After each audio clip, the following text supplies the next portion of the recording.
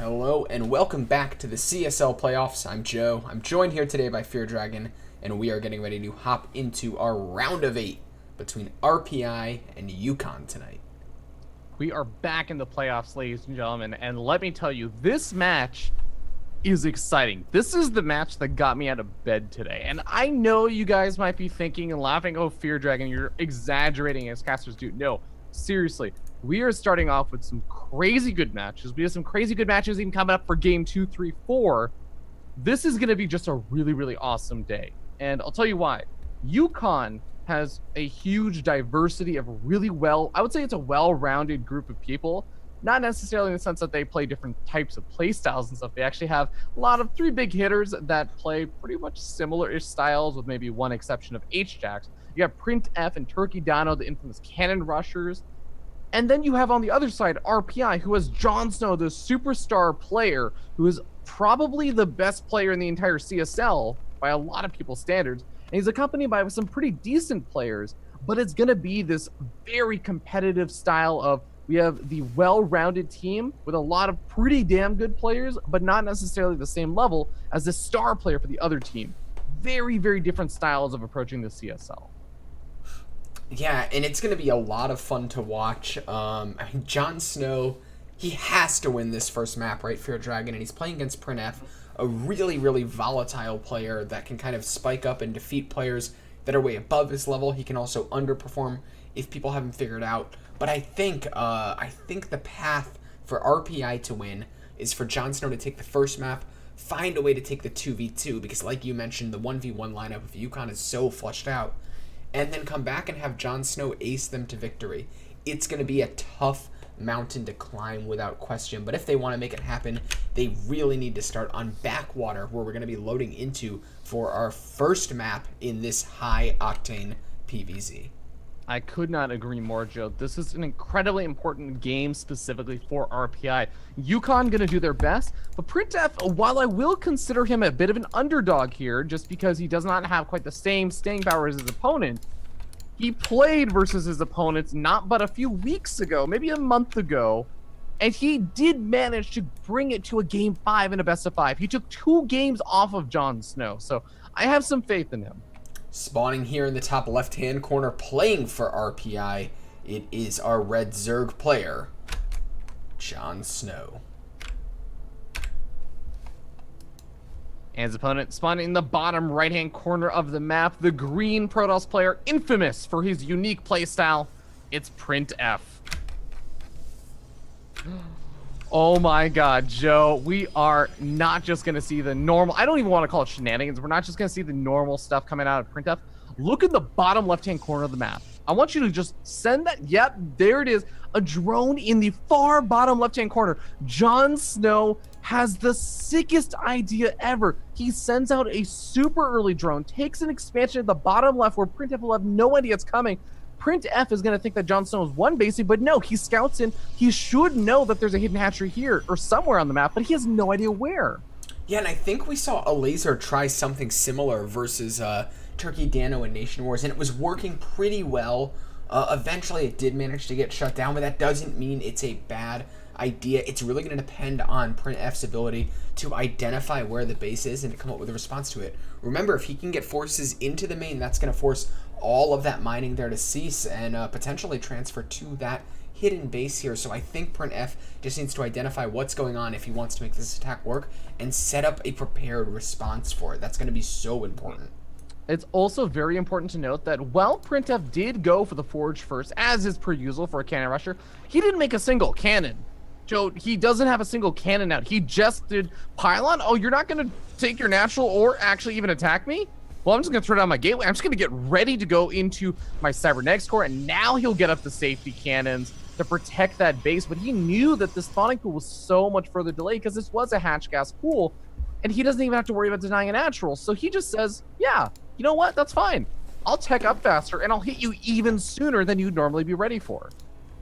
Yeah, that cyber core is going to be finishing up in a few moments here, and as soon as that happens, we're going to see those first, I'm going to say likely stalkers coming out, and there is nothing to defend the natural at this point in time. Jon Snow is going to have a queen out in just a moment. He's getting his Roach Warren down, but he's not working on any kind of lings right now to help defend it.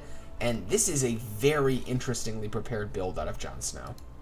Yeah, it's also important to note that with that bottom left-hand base, not only is he going to have the additional economy, but he also has the potential to send in units from the opposite side of where the cannons will be and where this contain is going to be on that ramp, because this is a core part of the cannon rush, is that that cannon contain is that you want to prevent your opponent from easily moving down that ramp. That ramp is a very, very important piece. But Jon Snow now has the potential to move in from 2 different angles. It doubles the investment that Printf may have to make to cover both sides. But I like what Printf is already doing. He's throwing down his robotics facility closer to where that in-base 3rd location is for Jon Snow. So he's going to have a nice, safe, defended kind of area, and then he can just protect that area with his cannons. Yeah, and it is also important to know that Printf has scouted this attack, or scouted the hidden natural. That is a robotics bay. Yeah, he is going straight up into disruptors. This is a super interesting play. Both of these players, they're rushing each other, but they're also have this weird gentleman's agreement. Joe, pull up that units lost tab. There is a single drone lost. That is the only thing lost, and it's opened up with an in-base gateway and a cannon. All right, it looks like Printf may be willing to commit inside these middle patches here. Not going to let those shades finish. Jon Snow is hurtling towards a spire on, well, frankly, 1.5 bases here as he tries to get his economy powered up enough to support this. I think he's identified that Printf going to be relying on an army that doesn't have a lot of anti-air power here. And the scout's actually going to confirm the natural in Jon Snow's 3rd. But yeah, this is gets a little weird, but even more so than just not having anti-air capabilities. Remember, Printf has 1 gateway with Warp Gate now finishing up. He doesn't even have a 2nd gateway, Joe. He doesn't have any defenses back at home, and what's he gonna do? He has 1 cannon at the front to protect against something moving up the ramp. What's he gonna do about his mineral line when even just 3 mutas fly into his mineral line and he can warp in a stalker?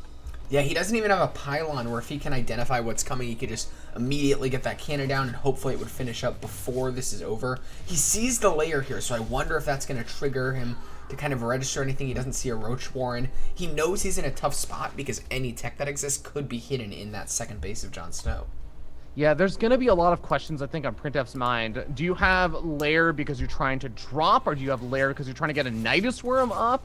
Is it a Spire? Maybe it's you're about to throw down a Hydra Den or something, but he does move into the Disruptor drop, kills off 2 drones, but there are the mutas over by that bottom left-hand base. He's going after the Warp Prism. He's going to get it really low. He might be able to snag it. Yeah, if that Disruptor can get out, that would be huge for Printf here, and it does look like it manages to escape. There's a single Stalker out to help this out. He's got some shield batteries to help try to anchor this defense, but those mutas are not afraid just picking away at the edges here. Yeah, gonna go after that Stargate that's trying to finish up over here for Printf, because if you can finish up that Stargate, suddenly he does an opportunity. A little bit of a misclick there from Printf. Uses a Disruptor shot, because I think he may have accidentally walled himself in a little bit. No, he still has a route out with those Disruptors, so must have been a little bit of misclick. Jon Snow now saying, okay, I did a bit of damage there. Let's go to your main. Yeah, the pylon's finished up, but Printf needs to get that cannon thrown down immediately if he wants any chance of it finishing, and it looks like even if he'd thrown it down just then, it would have been too late. As the mutas arrive over the probe line, they start raining down. 6 probes, 7 probes go down. This entire probe line is going to be forfeit here, and now it's on Printf to make something happen with the army he has. Yeah, Printf eventually throws out the recall. Really wish he had just done it as soon as he saw that the mutas were heading into his side of the map, or just they weren't inside of or trying to continue to harass. Just because that was going to be the safer location no matter what. But even then, he knew that he was going to have to give up his main base. He's going to lose some important tech. And now Jon Snow is just miles ahead. Yeah, Jon Snow is going to try to jump on top of this army here with some Lings and Mutas. There are cannons to kind of help anchor this position, but he can just dart around. He can harass the natural, I believe, which is completely undefended. These Stalkers trying their best to hang on with the support of the cannons and the single Phoenix, but this Muta Cloud is huge for this point in the game. And I think Printf's in a lot of trouble. Yeah, and I like Jon Snow's decision. Not only does he kill off the Phoenix, but he goes after the probes because he knew he already did so much damage. GG, Jon Snow locks in the first game for RPI. Well done by him defeating Printf, helping to keep RPI's hopes alive in this series. And the next match we're going to go to, I think, is a little more likely to go in UConn's favor because it is going to be H-Jax against his opponent for RPI, which is T-Fang, and that's going to be a PVT.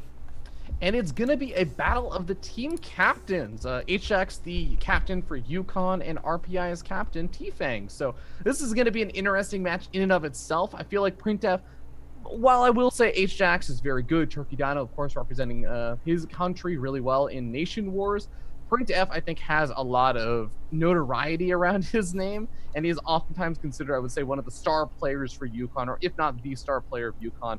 Jon Snow considered the star player of RPI. So our first match, we have the star players. Our second match, we go into the team captains. So I'm looking forward to this, Joe. Yeah, don't go anywhere, guys. We will be right back with our next game.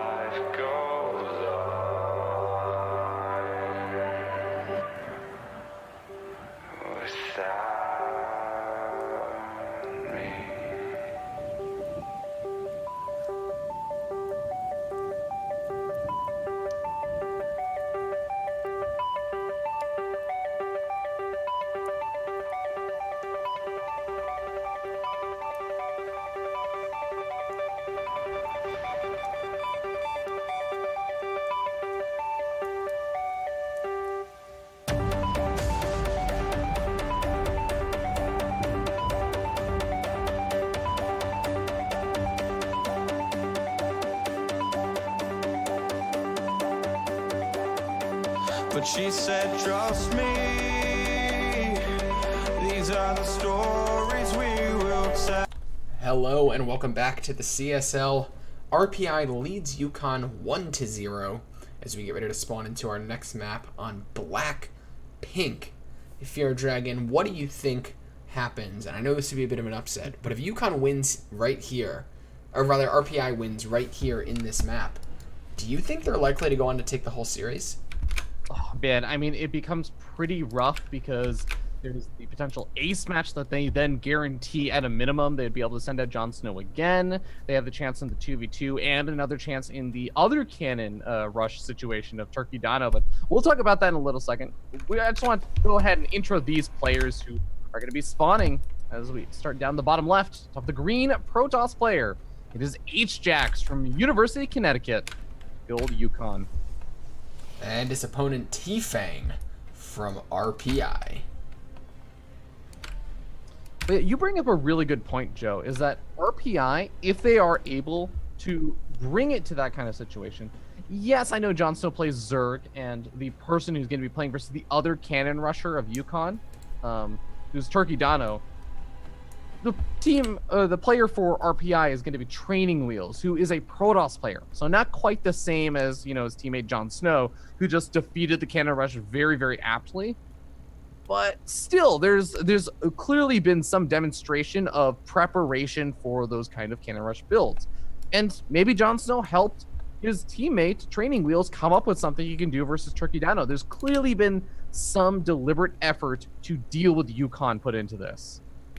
Yeah, and why not, right? There's $10,000 on the line here in the StarCraft 2 portion of the CSL. We're getting close to the finals. This is the time when you want to put everything you have into the game. Leave nothing on the line. I think this might be the point where maybe if you're mostly just playing for fun, you really come together as a team and start practicing as a team. Because frankly, there's a ton of money, and if you're a college kid, you need those books and ramen. They are very important, especially that ramen. But I do want to note there is that proxy barracks with the Reaper coming out. He also double gas behind this, so he went immediately up for... Actually, it eventually went up for that factory. Back at home, though, to complete the wall off. So he's going to be able to go for a 1-1-1 setup. Could still throw down the command center just a little bit late. But we'll see how things go, as T-Fang definitely has to get some damage done with this kind of opening. Yeah, that Reaper is going to come in, and H-Jax doesn't have the first Stalker or anything else out yet, which means he's going to be forced to pull probes immediately to deal with this. That's super annoying. And this Reaper trying to get some damage done, but so far, decent mitigation of this by H-Jax. Yeah, but the Reaper already going for its second kill. Might be able to get a little bit of a misclick there. Spreading out that damage a bit is going to buy time for the Stalker to get here. And now even the shields are going to start regenerating on one or two of these probes. The Reaper has to escape out of there. There is a second Reaper, and I believe no third Reaper on the way. But there is the proxy starport. Generally, when you see these kind of proxy barracks builds, they do lead into the proxy starport eventually, if not a proxy factory as well. So I wouldn't be surprised if H-Jax does kind of suspect something like this might be coming. Yeah, and we even saw him setting that probe to scout every corner of the map to start things off. I think he knows that he's probably the favorite opponent, and why not just play a little solider, a little safer, and not cut any corners here, because you don't want to risk dying to something like the proxy starport that's incoming, that tech lab on the way. I think we're likely going to see Banshees moving across the map very shortly.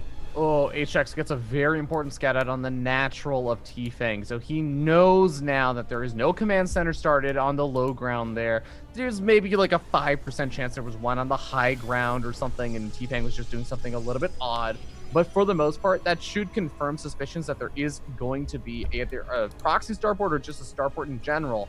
And he's got to get some sort of defenses up. He's already thrown out up a robotics facility, but the question is he going to be making immortals to help deal with something like cyclones?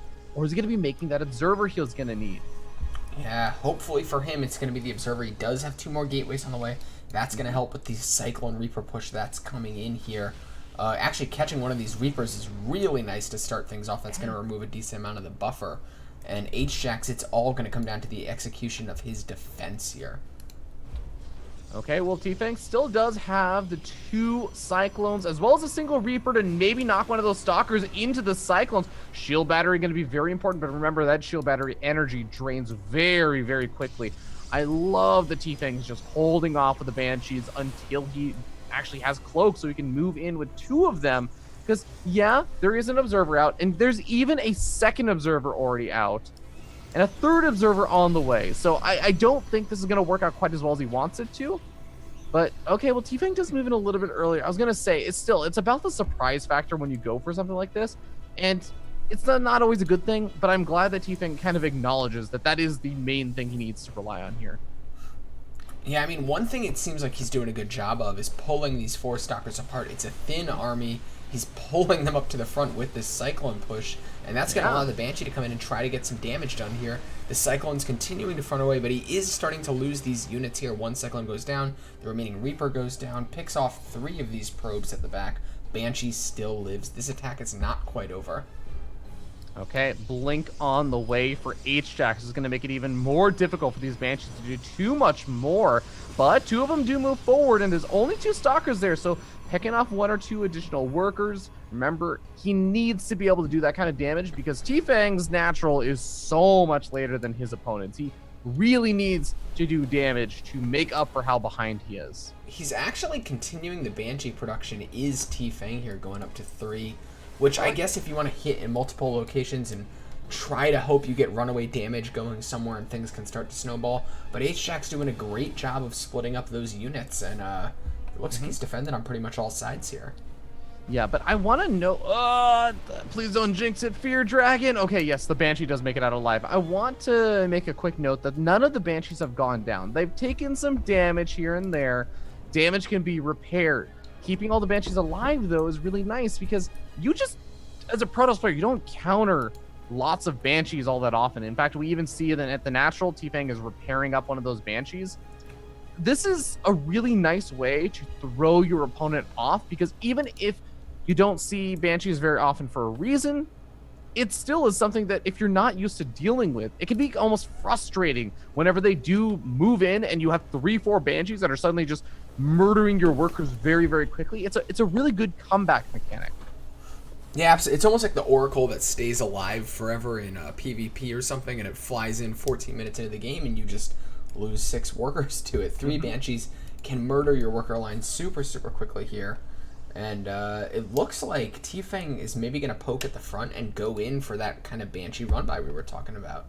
Yeah, and just think about it. If, for some reason, H-Jax is super well positioned at the front, he gets ready, he is super on point, he force fields in all of those units at the front, locks them all in, slaughters them. But the Banshees were going ham inside of his main base, and he didn't quite have his units in position or didn't quite notice. Well, then suddenly something magical happens. Or you even see a situation now where 3 Stalkers and an Observer sitting inside the main base, and that means that there's less at the front. So the Banshees also maybe attacking at the front. They take care of all the anti-air. Maybe they start getting some damage done. Yeah, they're looking for that chink in the armor. Are these Banshees here? They're just kind of patrolling outside the main of T-Fang. T-Fang actually going to pull back with that main army, not looking to go for a 2-pronged assault. I think what he saw in that scan, he's probably right to be a bit scared off. And now it looks like he's just trying to play that catch-up game a little bit as he actually goes up to 4 Banshees behind this. Ooh, I like that. And hey, he's going to find 1 Stalker, blinks back, but still gets killed off by these Banshees in the main base. Killing off a few workers now. Got to get out of there quickly. Doesn't want to lose any of these. Ends up losing one of them as he sort of mismicros that for a moment. But, I mean, overall, still, he kills a Stalker. He kills 4 workers. There's workers on gas are still not put back in. H-Jack's missing out on a lot of very important gas mining right now. You're seeing the damage that these Banshees can do. Yeah, it's clever that he's actually left the starport there instead of trying to shuttle it back home. He doesn't want to lose out on that production time, and he's continuing to do a good job of sharking around with these Banshees, trying to make damage happen. I think each time this does happen, H-Jax is maybe going to be a little more cognizant of it, and he's going to start to see diminishing returns, but does manage to get away with this 3rd Banshee, harassing the 3rd. Yeah, and remember that all of these Banshees and everything also do signify a bit of an investment. You'll notice that T-Fang doesn't have any medevacs for this army. That's a bit of a problem. He has to build that starport back at home finally. He's building 2, in fact, and also building a reactor over by that starport that he had proxy to just get out actual medevacs that will heal his units. It also seems like he's going to be starting to lose some more of these Banshees. So these all do come at a cost, but I would say he's gotten some pretty good damage, and he's been able to overtake his opponent in workers. Yeah, that is impressive for a TVP here. The Banshee army is finally cleaned up, which I think means H-Jax can breathe a little bit easier here, maybe feeling a bit more freedom to move out. But T-Fang's bought himself room to go for a pretty quick Ghost Academy here. Yeah, and I really just, I know that there are absolutely a lot of potential flaws in the way that T-Fang is playing. He's taking a lot of risks, but I love what he's doing because he's not, you have to remember that even though there are risks that are punishable, StarCraft is a game where 2 humans are playing against each other, Joe. They're not robots, and we're starting to see small little things that H-Jax, a player of his caliber, doesn't usually mess up on. Things like he was rallying his probes to the 3rd, but he didn't correctly click on the mineral patch. So he had 5 or 6 workers that were just rallied in, not really doing any mining. Small little things, not putting the probes back in gas in his main base. Still, all of these things are because he has been thrown off his game. I think that's absolutely right. I also want to point out that T-Fang has lifted up his starport and then landed it with a reactor, and he's now using it to reactor out medevacs and Vikings. And that is That is a special kind of play that I'm really enjoying. I don't think I've ever seen that before. Oh, this is going to get a little bit dicey, though. HX has finally had enough. He's getting on the counteroffensive. Hallucinating Phoenix scouts out that army, and he's going to feel super confident engaging versus that. T-Fang just abandons ship on that third because he has a double medevac drop that was going along the south side, but he pulls back. He says, I need this army to defend, but he's going to lose his third base regardless. Yeah, he actually even... Did he bring those medevacs home? Yeah, he brought them back home because he said, I need this army to defend, but this is still going to be a dicey defense even with the medevacs. Yeah, that is a good missile, though, going down, reducing that armor. A whole lot of the army's orange here. Zealot charge is going to... Colossus! Oh, boy. Okay, well, the Colossus getting disabled by the Raven was huge because they weren't attacking, and they ran headlong into the army. I think that might turn the tide here. Yeah, it's going to buy room for him to at least push him away. He's not able to pursue that army because of good force fields by H-Jax here. But T-Fang does have to rebuild his third. He's going to be looking to get some damage done with this drop to try to bring things even economically. Okay, Dark Shrine on the way is going to be pretty difficult for T-Fang to deal with at this point as he restarts a third. He does have a sensor tower, but he is going to be low on those orbitals. He's going to be low on that energy and really needs all of it to just be spent on mules. Finally, the starport has been scattered out. The Zealots will take care of the tech lab first, then the starport and the reactor, but you might actually be able to get out both of these liberators before that happens, and the drop in the main base is going to kill off that Dark Shrine. Yeah, it does manage to kill off the Dark Shrine, found some vulnerable stalkers on the outside, didn't really get into that mineral line, so actually H-Jack's not ending up taking too much damage other than kind of losing the Dark Shrine and revealing the hand he wants to play, but he is restarting it right away. Yeah, but HX is still pulled all the way back. He's going to have Storm finishing up, but there's also those two Liberators out, which do look like they're not going to just move directly in to go for the harassment. So he's going to use these as an opportunity to buy time for himself. Because remember, he still needs to get that third base up and running once again. He's got some upgrades on the way. He really just wants to keep HX uncomfortable with moving out for a bit until he has something that can contend with him. Oh, that's what I was going to say, but... Wow, T-Fang moving out on the map. This is a little bit bold. Yeah, especially H-Jax does have Storm finished up. He's got a lot of High Templar in this army, and things could get really ugly for T-Fang really quick. There's not a lot of medevac support to heal things up here. Two more joining the fray. That's going to make things a bit easier, but they can always be feedbacked. Okay, armies are going to potentially be clashing soon. No, T-Fang segments off just a few units and gets the entirety of HX's army to blink back, kind of in fear, thinking the rest of the army is there, but nope. Realize it soon thereafter, turns around, engages. T-Fang really needs one of those money engagements, and the Viking count is, I mean, it's not really there, Joe. That's the best way to put it. It's just not there. There's 3 of them. He's got 3 more on the way, sure, but this is becoming a bit of a problem. Yeah, and unlike the last battle where you pointed out it was the anti-armor missile that really turned the tide of things for T-Fang, he doesn't have any tools quite like that. He's going to have Ghost soon, so maybe EMPs can kind of rob H-Jax of Storm. Oh boy, these DTs though, look at that worker kill tab just crawling on up, actually sprinting up. As the DT in the main base is still going ham, a stim forced out of a bunch of these units on the natural, 25 workers killed by 3 DTs, and the drop that T-Fang tries to go for gets cleaned up. H-Jax, while he may have looked a little bit vulnerable in the earlier stage of this game, he's taken firm control of it now. Yeah, and he actually looks to be moving out behind all of this, feeling confident that even though he has a huge economic lead, he might be able to end the game right now. T-Fang trying to find a good position to engage H-Jax's army here, but there just isn't that much forces out of T-Fang. These Vikings are going to find a decent angle on the Colossus, but once the storms arrive, things are going to get really dicey. It's kind of funny. They are doing way more damage than they should be because the Stalkers were in front of the Zealots. Now the Widowmine's hitting the Zealots. I actually think that T-Fang might even survive this engagement, but he is still far behind even if he wins this engagement. Even if he handily wins this engagement, I do think that he is still a good bit behind. Yeah, I mean, he's down to 16 workers after that tertiary DT run by, which H-Jax is just absolutely destroying T-Fang on. Even had to float that third back up here. And H-Jax now, he doesn't have to engage right here. He may still choose to, but it is absolutely up to him. Oh man, all he needs is one storm. There's only 2 medevacs and they're both dead on energy, and there come the storms. The entire army is decimated in a matter of seconds, and that is going to lock in game number 2 for Team UConn, tying up the series 1-1. T-Fang definitely put up a good fight there. I think at a couple times he probably made H-Jax pretty scared, but H-Jax, just through solid play and really nice multitasking, was able to get himself back into a terrific position to take that game.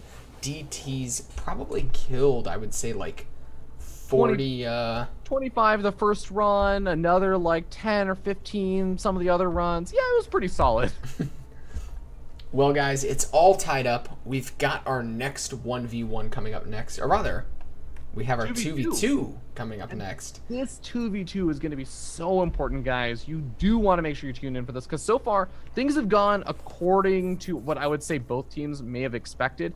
Jon Snow easily could have lost to Print F, just because Print F is such a he's such a peaky and valley player. He can beat really good players, lose to players that are maybe only just okay.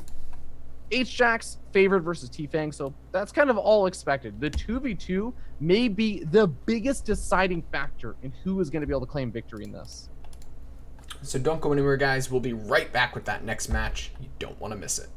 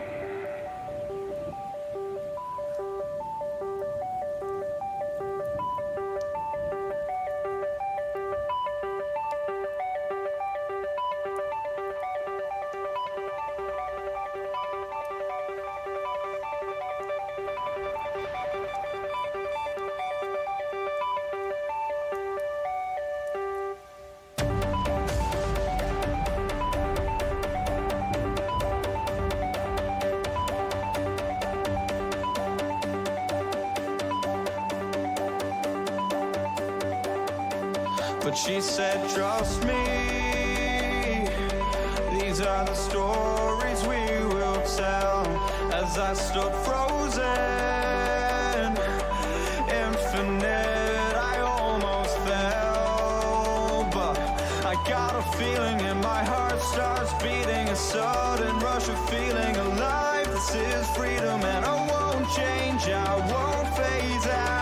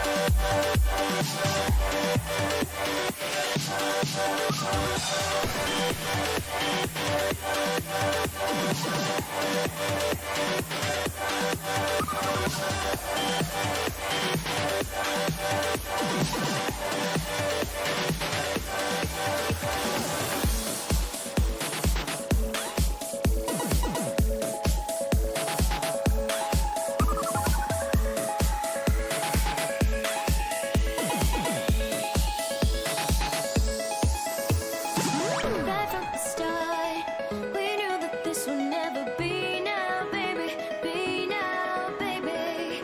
We're miles apart, and we just wanna let it free now, baby. Free now, baby. 'Cause I'm only living for today, and I know you're understanding what I say. We're out of time, so I'm keeping my heart safe and sound.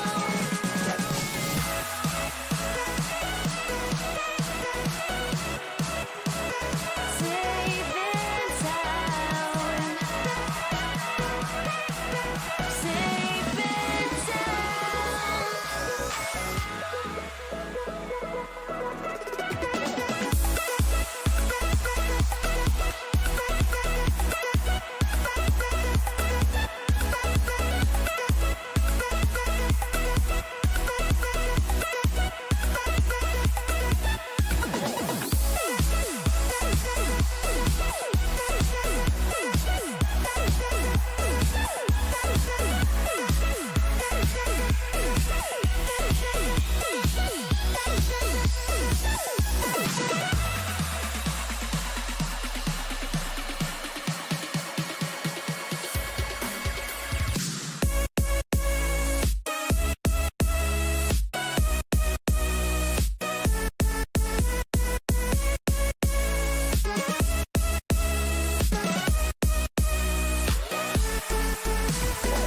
Right from the start, we knew that this would never be now, baby. Be now, baby.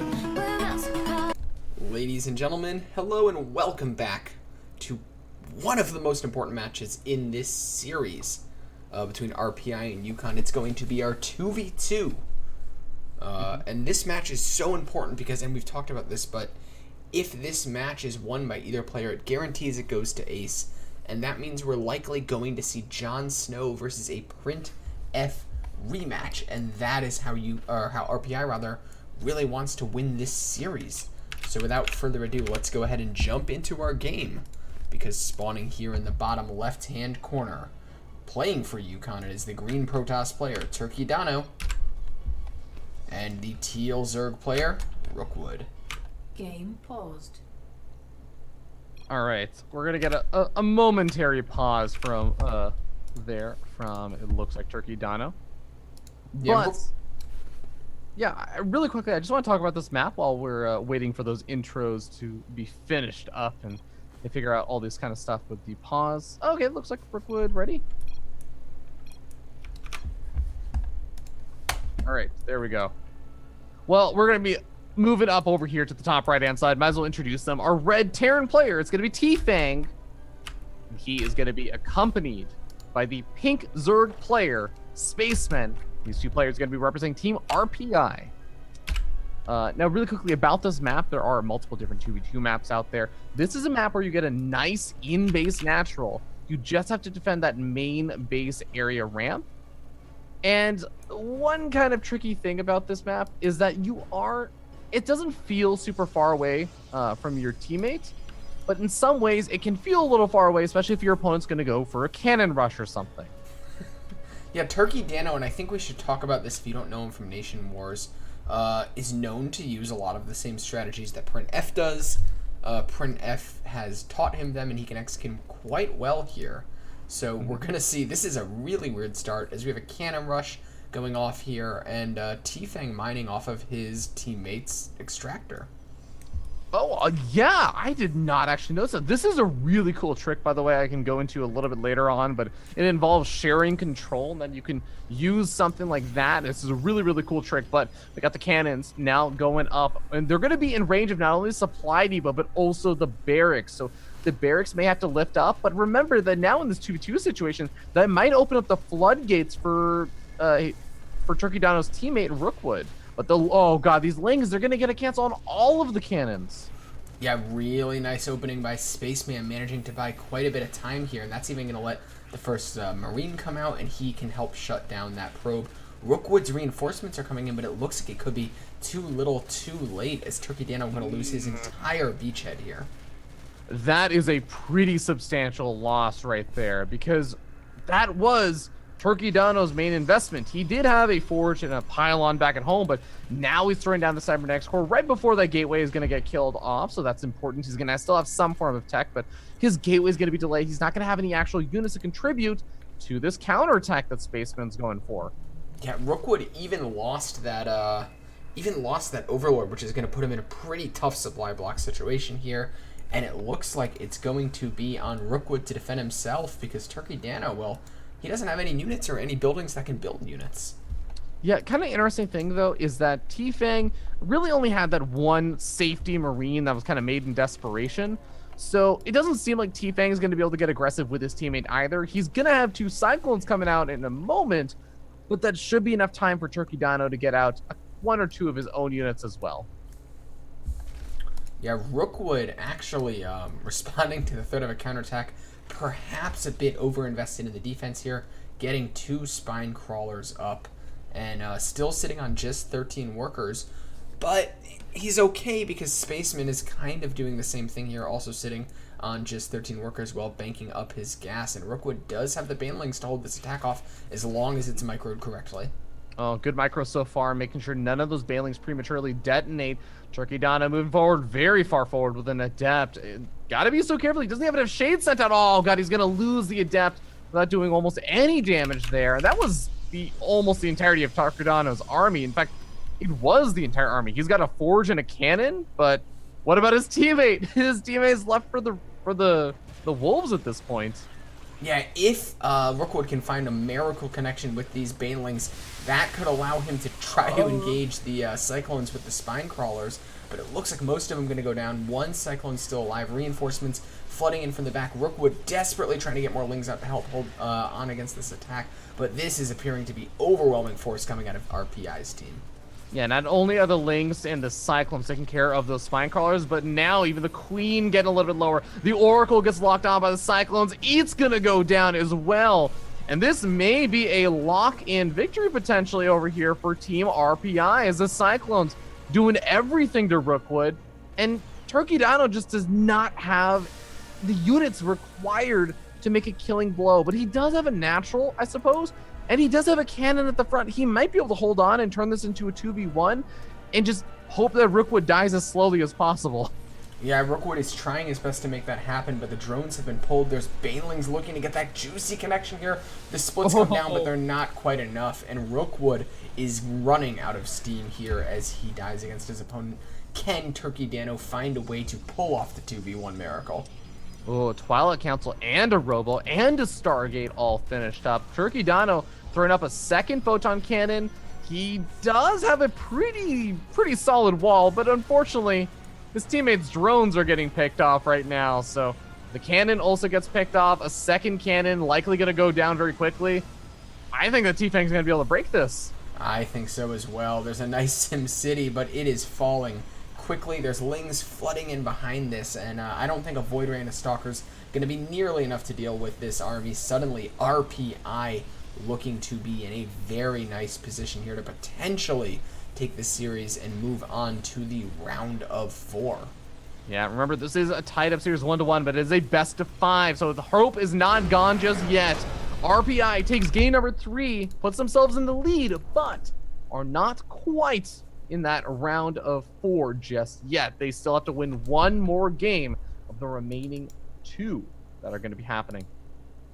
Yeah, don't go anywhere, guys. We're going to be right back with our next match, which is going to be Turkey Dano versus Training Wheels. Can Turkey Dano make something happen? Can he turn around UConn's fate right here? We'll find out right after this break.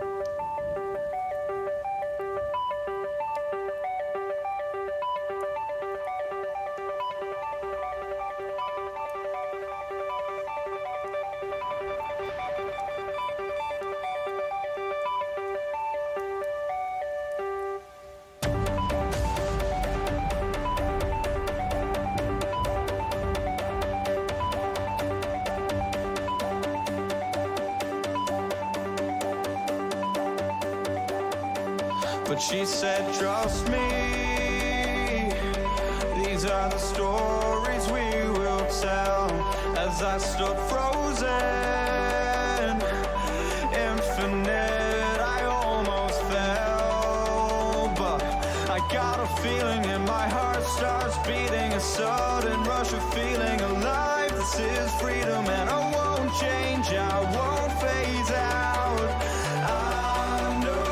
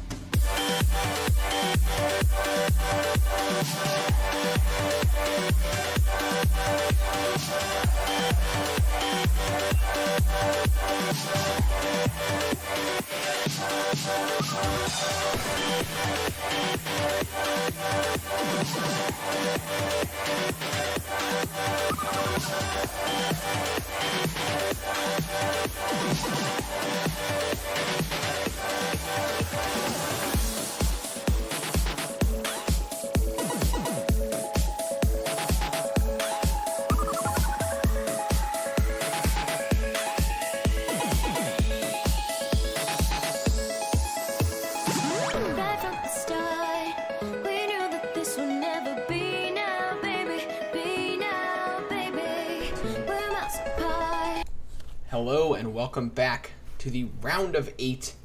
RPI is leading 2-1 here in this best of 5 between RPI and UConn.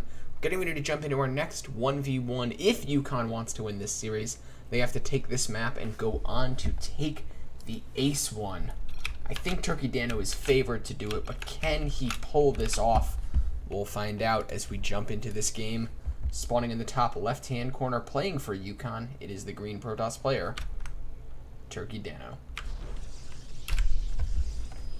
And his opponent in the bottom right of Abiogenesis. It is our red Protoss player, Brilliant from Team RPI.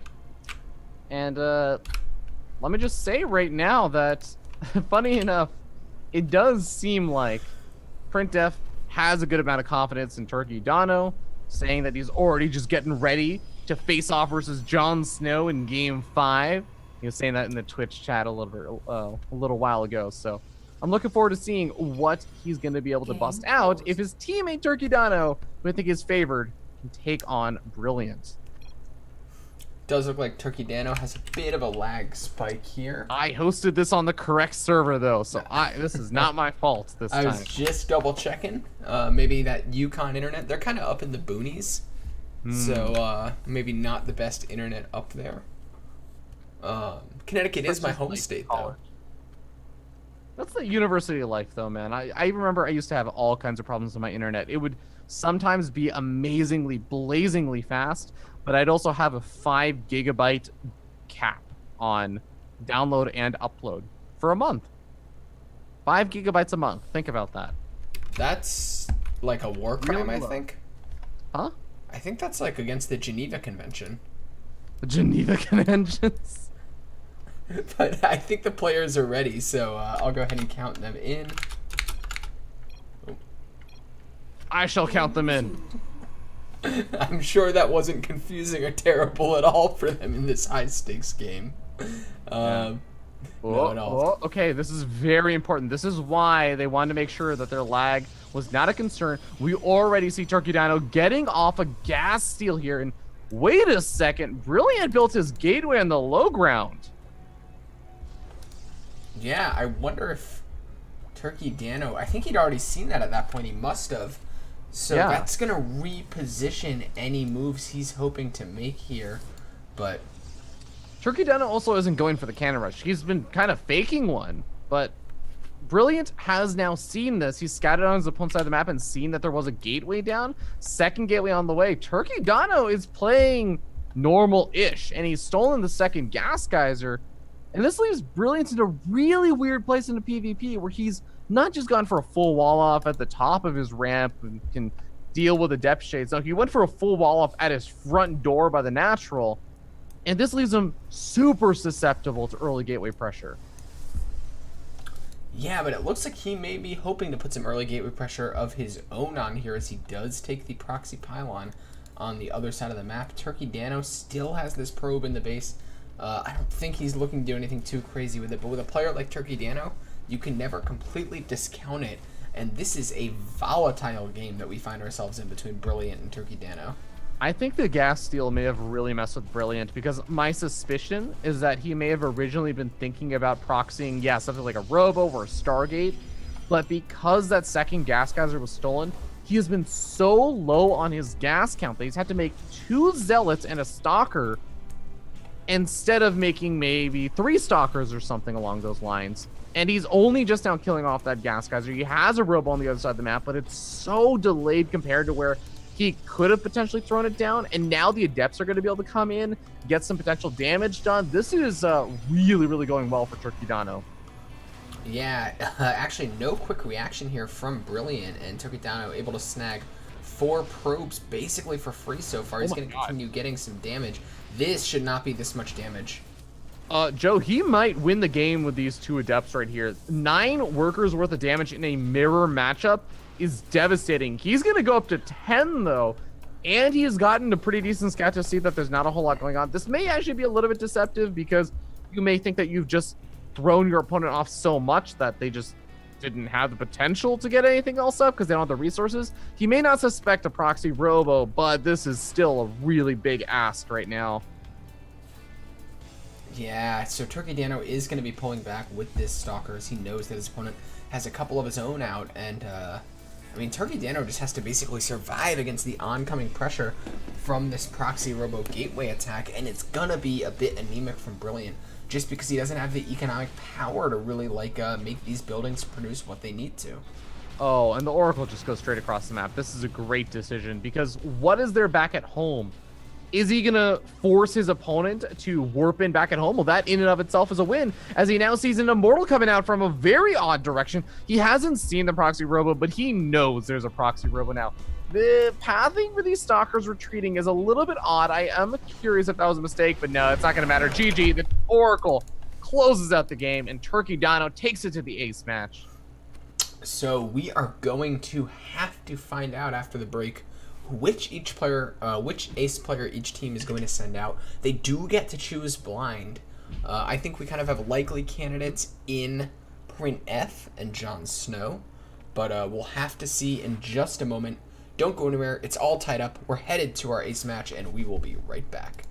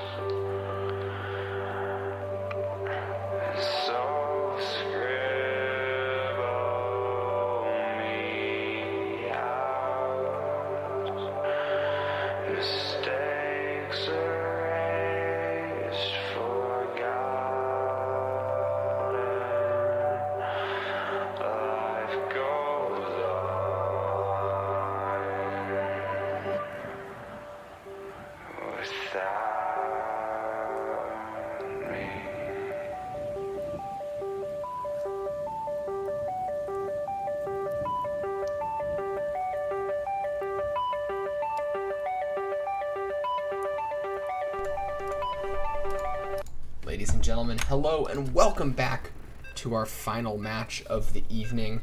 The ace players, to no one's surprise, are going to be Print F versus Jon Snow. One of them will advance onward to the round of 4. One of them will end their tournament round here in the round of 8. Indeed, it is the brutal fact of a single elimination playoff bracket, Joe. So without further ado, spawning here in the bottom left-hand corner, it is our red Zerg player playing for RPI. It is Jon Snow. And his opponent up at the top right, the master of cannons, it is Captain Print F, representing Team UConn. Now, I'm curious if Jon Snow will try to metagame Print F with exactly the same response again, because it did just absolutely take apart his strategy. But at the same time, Print F is a player known for his intelligence. He can make adjustments. He has a spreadsheet of responses that people do to his cannon rushes, what works and what doesn't. So if Jon Snow tries to do exactly the same thing, there is a good chance that Print F, well, he might have a plan in place. Yeah, the interesting thing here is there's a couple of interesting things. One is that Jon Snow goes for the pool gas opening and still has a drone prepared to take that hatchery, but this is going to be a little bit more difficult for Print F to immediately scout out. The second thing is Eastwatch is a massive map, and that last time that they faced off against each other, Print F got kind of unlucky with the scouting. Fear Dragon, Fear Dragon. He's gonna see it. He sees it! Wait, okay, yeah, he does realize it. He's gonna immediately spot this out. This is a huge tough in being able to find this. He even got a couple of extra hits off. Oh my god, I think he's gonna lose that probe though. Oh, that's really bad. That's really bad. Okay, Jon Snow actually pulls the drone away. He goes to the hatchery at the natural, but Printef has immediately scouted that out. So this turns into a weirdly normal game, but the hatchery is still kind of late for Jon Snow. Yeah, Print F does need to be really careful with this probe. If it goes down, that is not. Oh my god.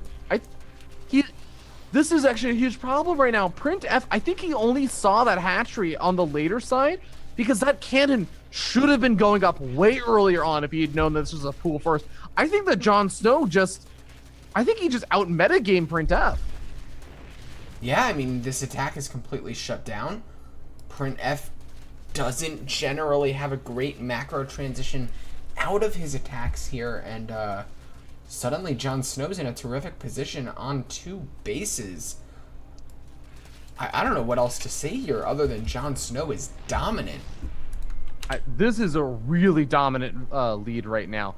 I have seen Printf in these kind of situations. Sometimes his reaction is, I'm just going to set up a new kind of base of operations a little bit further away and continue to go into things, but it does seem like he's just going to throw down the robo back at home, and Overlord sees all though, Joe. There's not even a gateway here, so he can't take care of that Overlord anytime soon.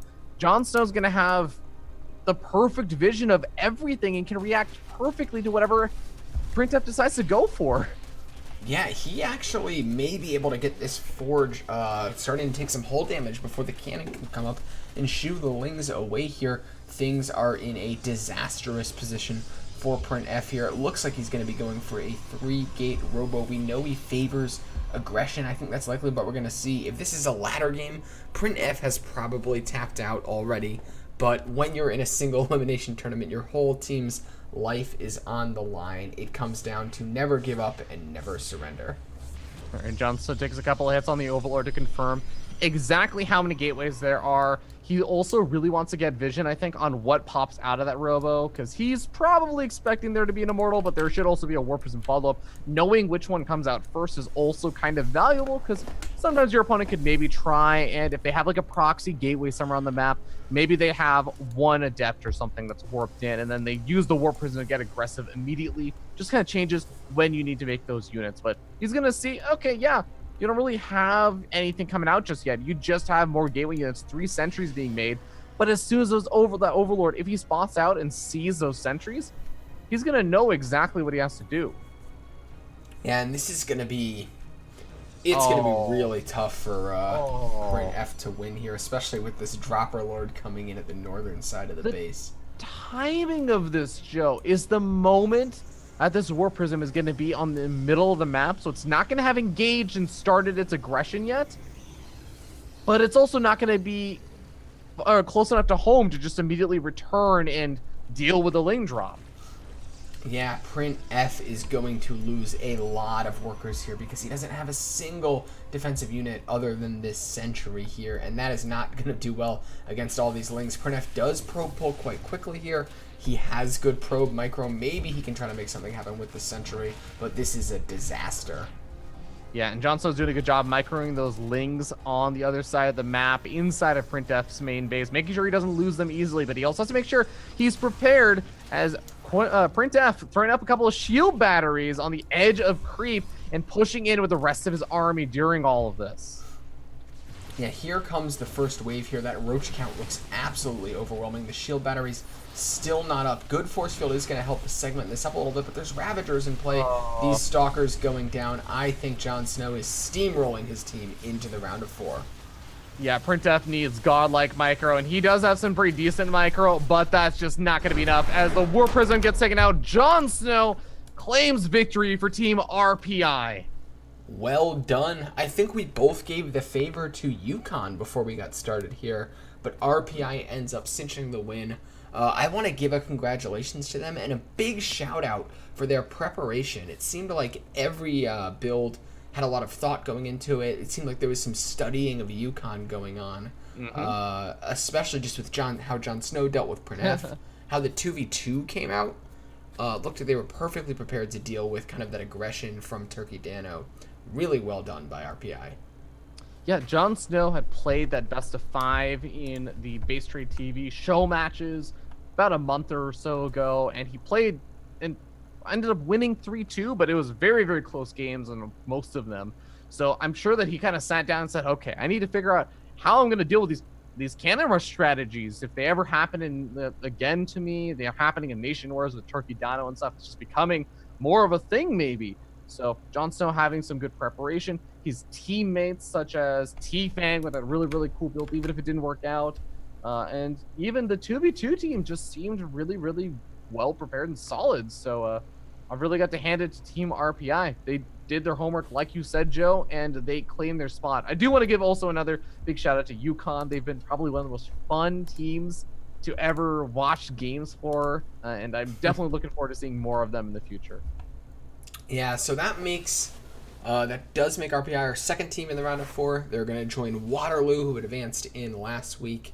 And we have just 2 more rounds in the round of 8 before we have our finals event.